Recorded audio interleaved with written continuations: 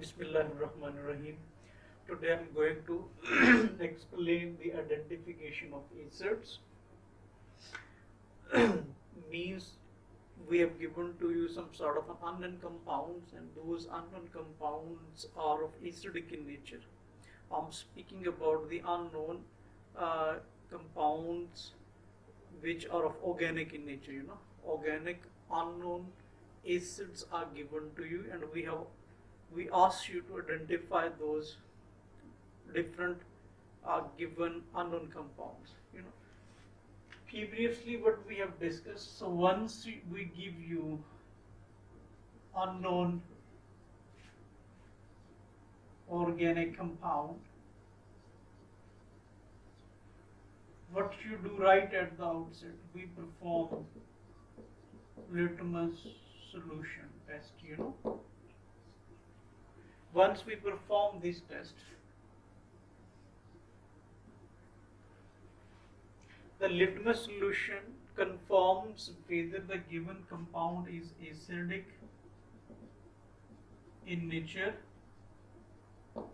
or the given compound is basic in nature or the given compound is neutral. These two categories, once you perform the given solution in the litmus, the given compound is an basic in nature, conform to litmus solution test, what comes to your mind that the given compound is supposed to be an A minus. That compound could be an A mine, and those A mines could further be confirmed by three different confirmatory tests. One was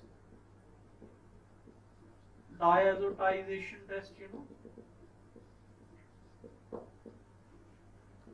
Number two was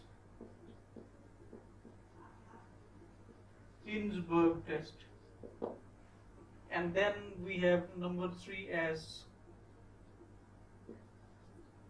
that is called carbyl amine test.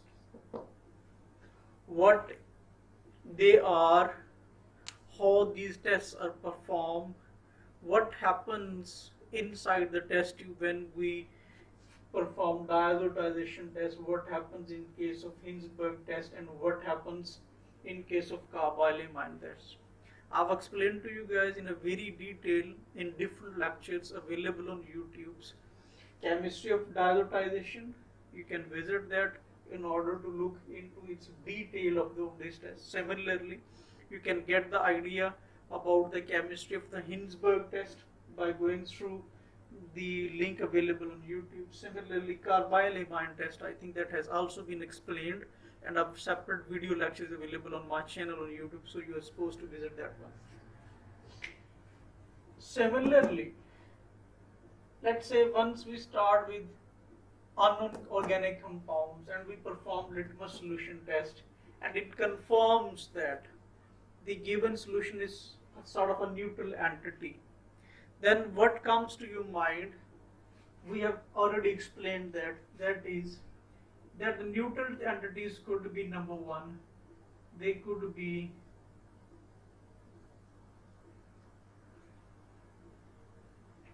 the carbonyl compounds. Carbonyl compounds, they include aldehydes, or they could be ketones. This has been explained. The second entity could be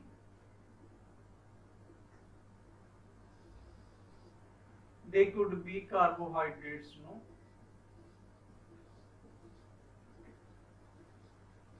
They could be the carbohydrates. So once you enter into the neutral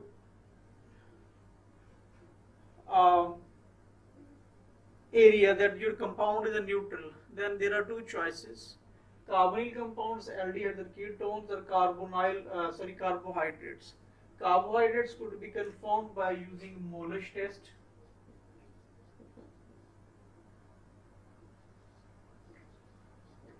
Molish test. Okay. For carbonyl compound, actually, I am right over here. Initially, we performed 2,4-D and pH test, which confirms both. It confirms both aldehydes and ketones. Actually, it confirms the presence of carbonyl functionality.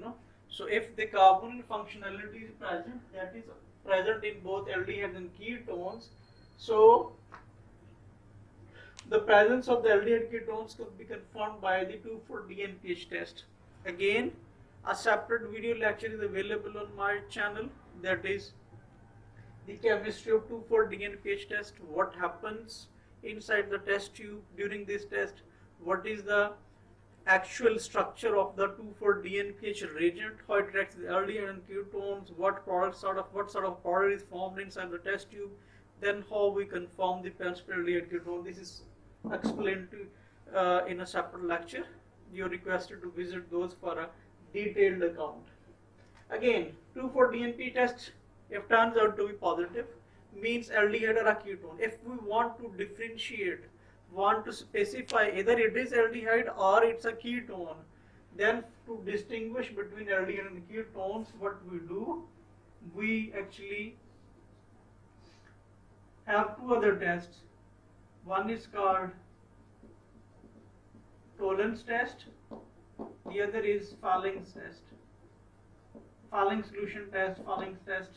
Again, a separate lectures are available about the chemistry of Tollens test, what happens, how aldehydes are oxidized into carboxylic acid. Similarly, in Falling solution test, how aldehydes are oxidized into the carboxylic acid, and how the presence of aldehydes are confirmed using Tollens test and Falling solution test.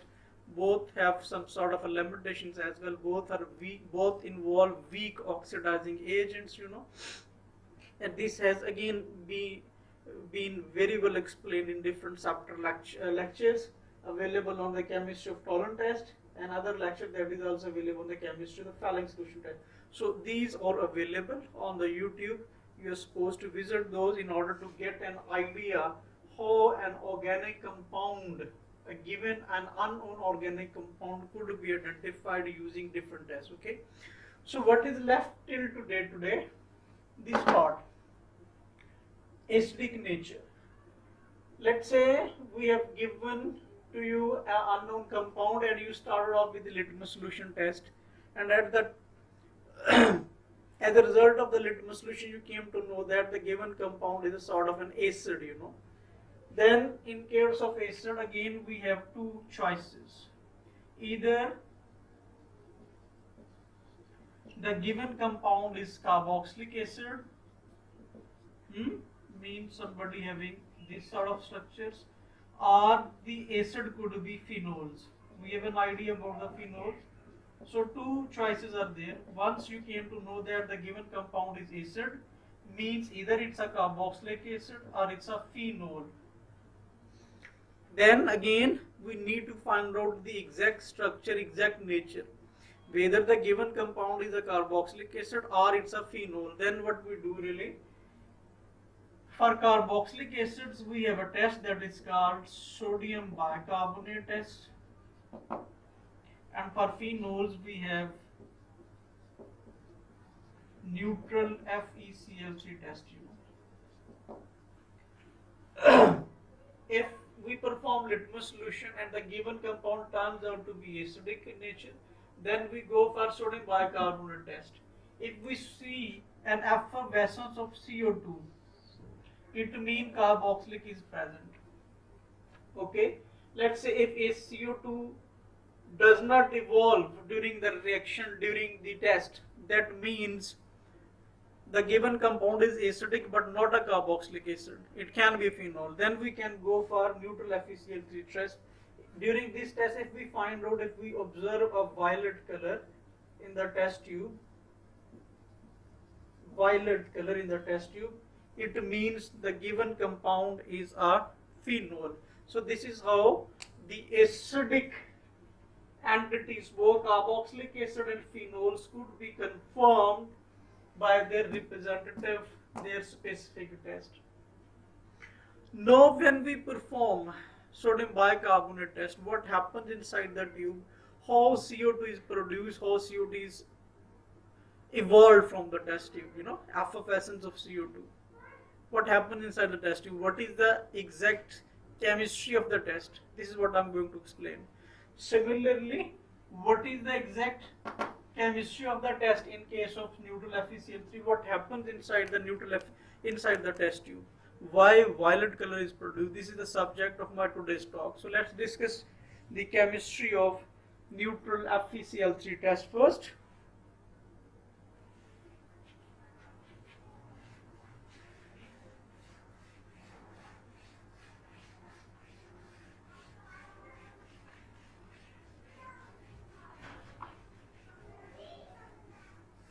So what happens actually in neutral FeCl3 test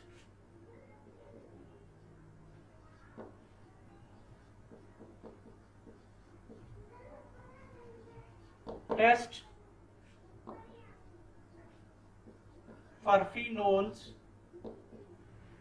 We have an idea about the structure of the phenol, Phenols are supposed to be the aromatics having hydroxyl groups. They are acidic in nature.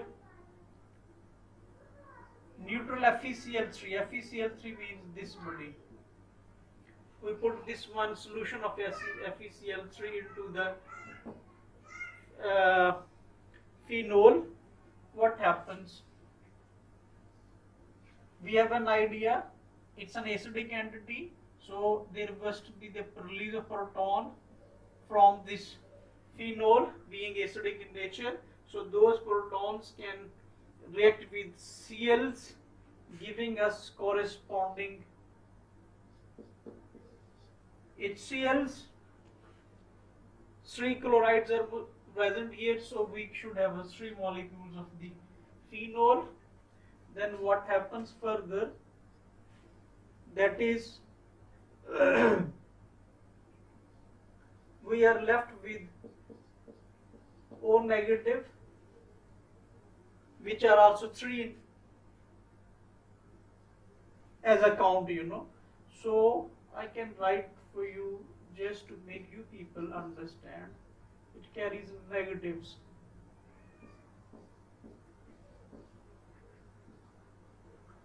Negative charge, due to the dissociation of the proton due to its acidic nature. So what happens? They they make bond with the Fe. This sort of structure is formed. I can write this the other way, something like that, plus 3 HCl, It happens like this. A complex is formed. Okay, we can write also this way, Fe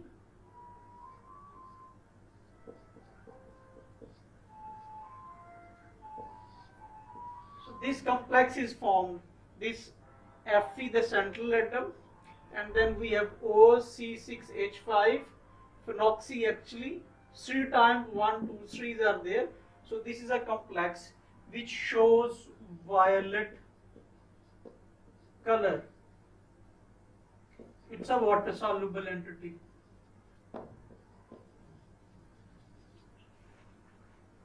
Okay, it's a water soluble entity.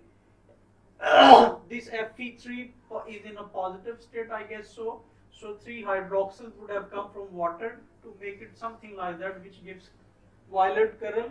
Mostly people do write like this way as well. So it's a water soluble entity which gives violet color, and that appearance of the violet color confirms that the starting compound was some sort of a phenol, So the presence of phenol is confirmed due to the formation of this side of a complex molecule which produces violet color inside the test tube. So that is the background of the chemistry that is involved in the neutral FeCl3 test. When we performed neutral FeCl3 test, we performed neutral FeCl3 test. One, we performed litmus solution, and the litmus solution confirms that the given compound is an acidic in nature. Then in acids we have two choices, either phenols, either carboxylic acids.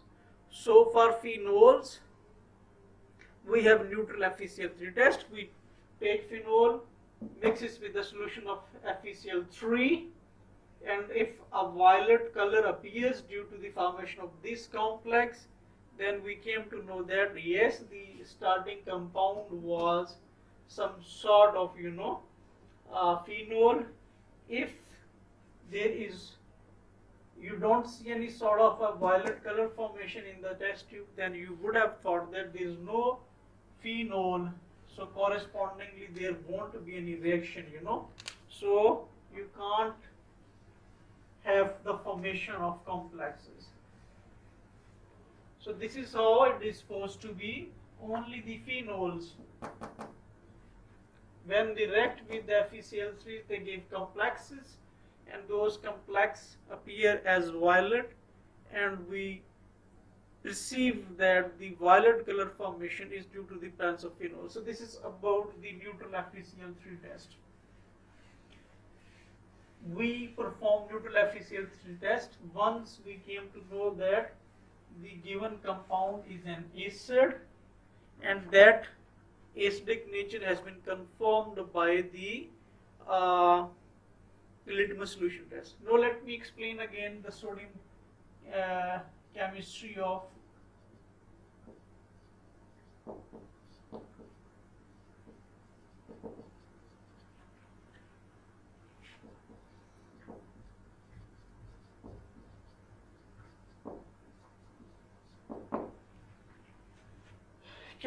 of sodium bicarbonate test. As I've just explained, this test is for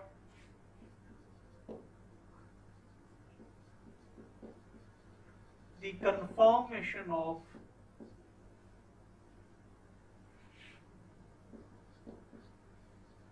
carboxylic acids.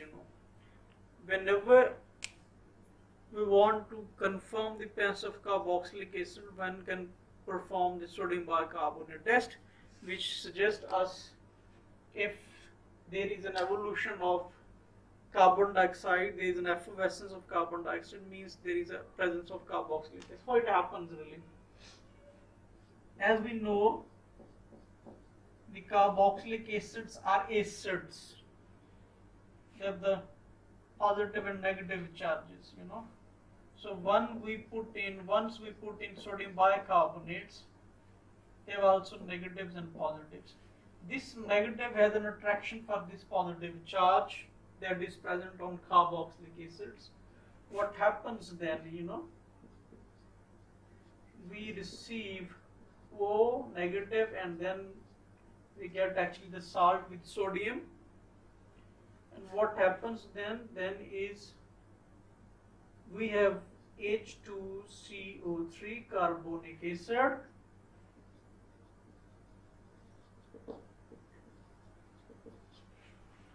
H2CO3, the formation of H, and H2CO3, the formation of carbonic acid. This acid is a sensitive, it's not a stable, due to its instability, it further dissociates into water and carbon dioxide. How it happens really? Let me write the exact easily understandable formula of the carbonic acid. It appears like this: H2CO3. Okay. So what happens really? A water molecule is removed from here, from the carbonic acid. Then this body carries a negative charge due to the removal of this one, and this negative charge attacks at the carbon to develop its double bond, because of the this bond has been broken down as OH is left from here as a OH negative, So what happens? We have water molecule and then we have CO2. So this CO2 which is generated from the carbonic acid, this moves out of the test tube as effervescent. That moves out as effervescence. People do think that this CO2 is some sort of the removal of carbon dioxide from the carboxylic acids as a result of these two bodies. This is not the case actually. As I've just explained, actually the initial reaction between these two entities produces carbonic acid. This carbonic acid is a sort of an unstable entity which dissociates further into water molecule and carbon dioxide, and this carbon dioxide moves out of the test tube as an effervescence, and we came to know that we confirm it that the given compound is some sort of a carboxylic acid because CO2 has been removed. So this is the basic chemistry involved in the sodium bicarbonate test that is applied for the confirmation of the carboxylic acids. So I have given you just explanation that the carboxylic acids do react with sodium bicarbonate solution. What we observe actually the effervescence of CO2.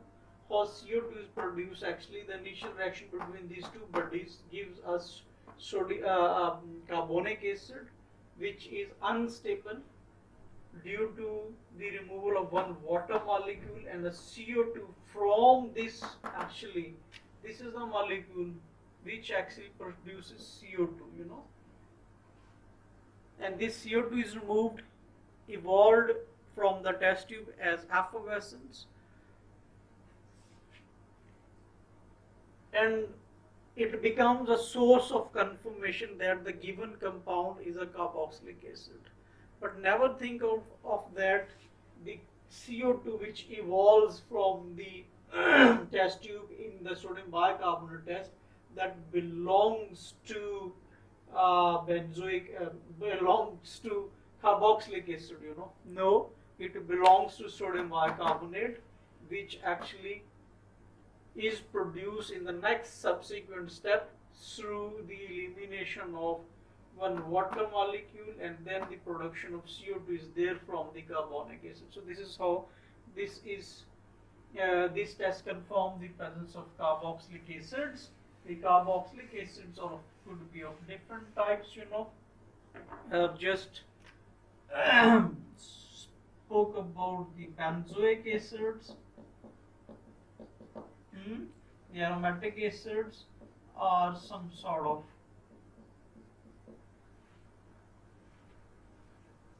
alicyclic aliphatic acids, the carboxylic acids.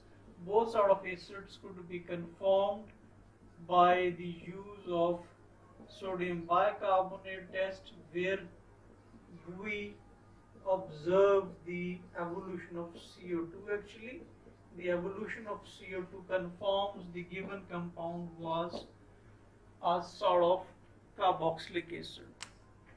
So today what I have explained, I have given you a glimpse about the actual chemistry of these neutral FeCl3. Their test confirmed the presence of phenols. Then I have explained the chemistry of sodium bicarbonate, and this test is actually identify the presence of sodium bicarbonates. Let me give you a brief recall. Actually, again, what I explained in the beginning, what we have done in our lab activities during this semester, where we have been forced for online lecturing. Even the lab is being conducted online due to the COVID-19 issues, So during this course of lab activities, what we did, what I have explained to you guys. So just to recall those, I've given you lectures about the identification of unknown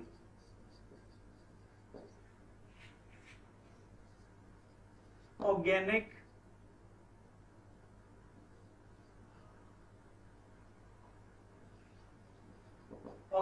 compounds.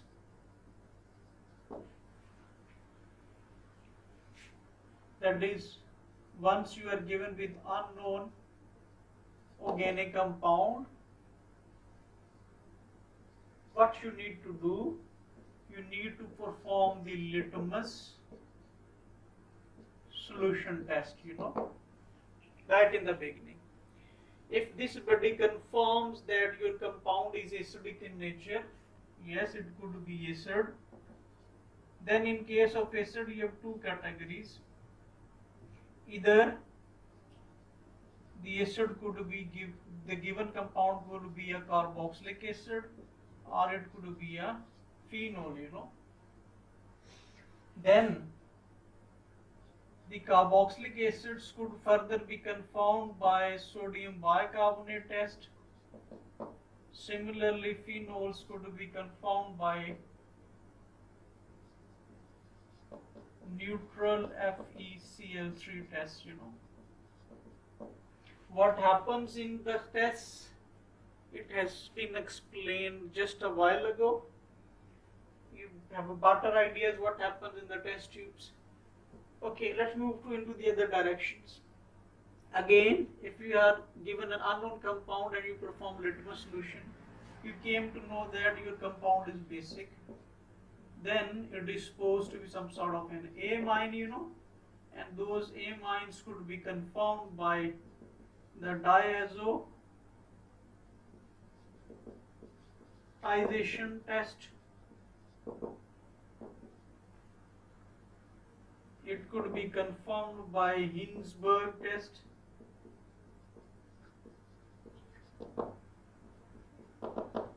Then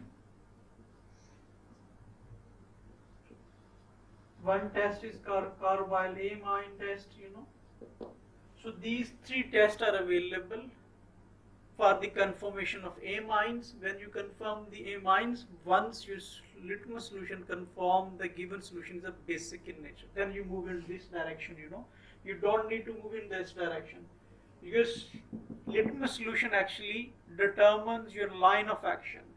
If it's an acidic, you need to go for this direction, these two tests.